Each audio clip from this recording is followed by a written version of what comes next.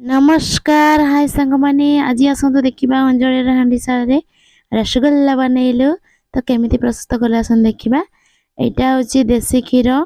तो आम आम गाईर क्षीर घर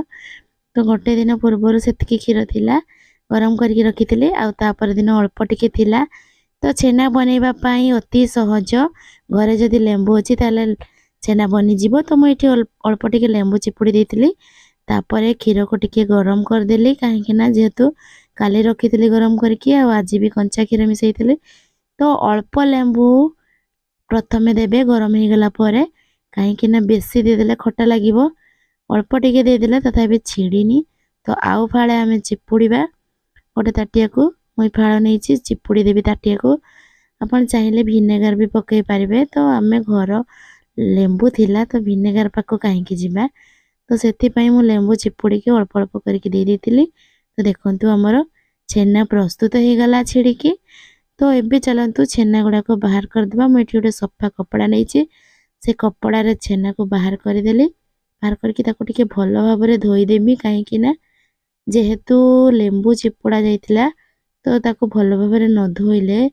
खट्टा खट्टा लागिवो ताको चिपुड़ी की भलो भाबरे धोई दे साला परे किछि समय रखि साला परे एबे हमें ताको भलो भाबरे चगुटिबा काहे ना आपण माने जेते चगुटिबे सेते मिठाटा भलो हबो तो एबे हमें 2 ताटिया पानी देकी चीनी रखी देलु बाहर करके ताटिए तो एपटे हमें भलो भाबरे माने कोन कोंदी सेटा चगुटी चगुटी की ताको तैयारी कर देलु एपटे मीठा पई सिरा तैयारी हो गला पटे 3टा गुजराती की छेची की दे देलु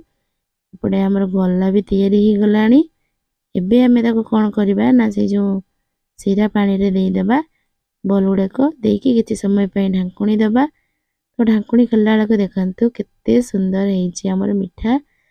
प्रस्तुत हेछि मीठा टिके छोटो साइज रे प्राय 2 टंका कि 3 टंका तो 5 टंकी हमें बनै पारनु आगो को बनेबा जेहेतु कम कम थिला ना छेना सेति पई एतिके सारा मीठा हमें प्रस्तुत कलो देखंतु हमर मीठा प्रस्तुत हो गला तो मु एठी बाहर करके गोटे प्लेट को रखी देछि रसगुल्ला बनेबा केते सहज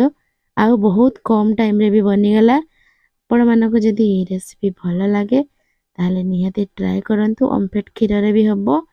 आ घर गाई क्षीर गाई थिले से क्षीर रे भी हि पारिबो तो आपण देसी क्षीर रे बनेबा